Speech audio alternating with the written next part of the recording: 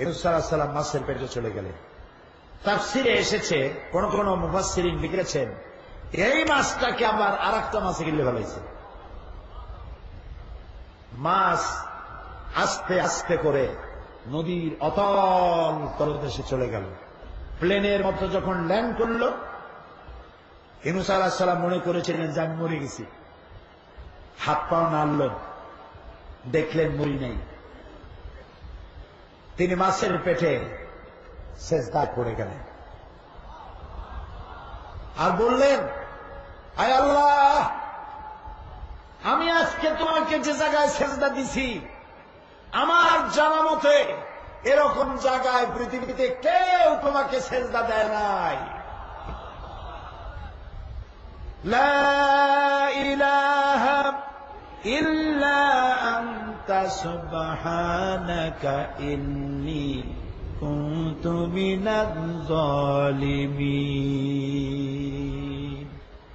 লা ইলাহা ইল্লা আনতা, তুমি ছাড়া কোন ইলাহা নাই। সুবহানাকা, তুমি পবিত্র। ইন্নী কুনতু মিনাজ জালিমিন, আমি সীমা লঙ্ঘন করে ফেলেছি বাবু। আল্লাহ রাব্বুল আলামিন বলেন, ফালাউলা আন্নাহু কানা মিনাল মুসাব্বিহিন লালাবিসা ফি বাতনিহি ইলা ইয়াউমি ইউবআসুন। আমার ইউনূস যদি মাছের পেটের ভেতরে যদি আমার কাছে ক্ষমা না চাইতো, কিয়ামত পর্যন্ত মাছের পেটের ভিতরে আমি তাকে রেখে দিতাম। সুবহানাল্লাহ, সুবহানাল্লাহ। মাছের মধ্যে, মাছের পেটের ভিতরে বসে চিৎকার মারছে কে? দরিয়ার কেউ শোনে নাই, জঙ্গলের কেউ শোনে নাই, কোন রাজা বাদশাহ শোনে নাই, অন্তরিক্ষে কেউ শোনে নাই। আকাশ আর জমিনের মালিক, আরশে আজিমের মালিক আল্লাহ রাব্বুল আলামিন বলেন, আমি শুনেছি।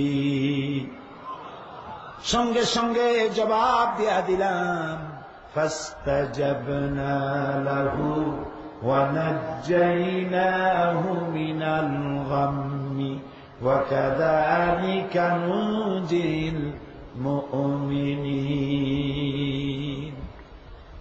আল্লাহু আকবার। ফাস্তাজাবনা লাহু, ডাকের সাড়া দিলাম। মাছের পেটের ভিতরে যন্ত্রণা শুরু হয়ে গেল। মাছ মনে করলো বমি না করলে বাঁচব না। ফানাদা ফিজ যুলুমাত, অন্ধকার, অন্ধকার, আরো অন্ধকার, জমা কাছি ত্রিবিধ অন্ধকার। রাতের অন্ধকার, মাছের পেটের অন্ধকার, পানির অন্ধকার।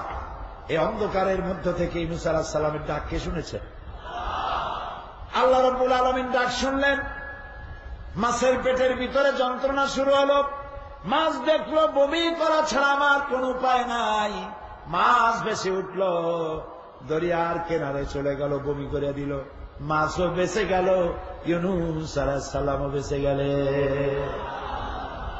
এদিকে যে কওমকে তিনি ছেড়ে এসেছেন, সেই কওম চিন্তায় পড়ল, আরে আমরা তো ভুল করছি। ইউনূস আলাইহিস সালাম রাগ করে চলে গেছেন, তিনি আল্লাহর পয়গম্বর। আমাদের উপরে গজব আসবে 3 দিনের মধ্যে, তিনি বলে গেছেন গজব ছাড়া তো আমাদের উপায় নাই, আমরা তো ধ্বংস হয়ে যাব। মুফাসসিরিনে কেরাম লিখছেন, জাতি করল কি জানেন? গোটা জাতি ঐক্যবদ্ধ হল। সমস্ত মেয়ে লোকদের কাছ থেকে বাচ্চা ছিনায় নিল, মুরগির কাছ থেকে তার বাচ্চা ছিনায় নিল, উটের কাছ থেকে বাচ্চা নিয়ে গেল, গরুর কাছ থেকে বাচ্চা, ছাগলের কাছ থেকে বাচ্চা নিয়ে গেল। সবগুলি আলাদা আলাদা নিয়ে দূরে দূরে বাঁধলো। মা দূরে, সন্তান কাছে নাই। স্ত্রী দূরে, স্বামী কাছে নাই। বাপ দূরে, সন্তান কাছে নাই। গরু বাছুর গুলি, গরু আছে বাছুর নাই। উট আছে বাচ্চা নাই।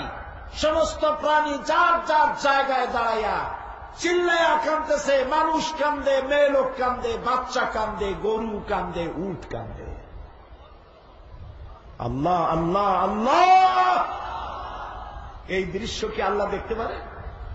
জাতি বলছে, আল্লাহ আমরা পয়গম্বরের সাথে বেয়াদবি করছি, আমরা পয়গম্বরের দাওয়াত গ্রহণ করতে পারি নাই। আমরা গোটা মানব জাতি, পশু প্রাণী সব কাঁদতেছি, তোমার নাম রহমান রহিম। আল্লাহ রাব্বুল আলামিন তার গজবের সিদ্ধান্তকে পরিবর্তন করে দিয়ে সেখানে আল্লাহ তাআলা তাদের হেদায়েত নসিব করে দিলেন। মুসা আলাইহিস সালামকে, ইউনূস আলাইহিস সালামকে বমি করে ফালানো হলো নদীর তীরে। সূরা আস-সাফফাত আল্লাহ তাআলা বললেন, একটা গাছ সেখান থেকে বাইর করে দিলাম, কদু গাছ। কি গাছ? কদু গাছ। মাছের পেটে দীর্ঘদিন থাকার কারণে মাছের দাঁতের কাটা কোটা লাগিয়া গা ফিরে গেছে, ঘা হয়ে গেছে। এখন যদি পোকামাকড় লাগে, মাছি পড়ে, তাহলে তো ঘা আরো বাড়বে, রোদ লাগলে আরো বাড়বে। কদু গাছ দিলেন কেন? আপনারা লক্ষ্য করে দেখবেন কদু গাছের পাতা পোকা মাকড় মাছি কিচ্ছু পড়ে না। সুবহানাল্লাহ কইতে ইচ্ছা করে না? কদু গাছ একটা উঠাই দিয়া তার ছায়ার মধ্যে আল্লাহ তাআলা তাকে রক্ষা করবেন। সুতরাং বান্দা যদি তওবা করে, আল্লাহ রাব্বুল আলামিন বান্দার তওবা কবুল করেন। এই জন্য আত-তায়েবুন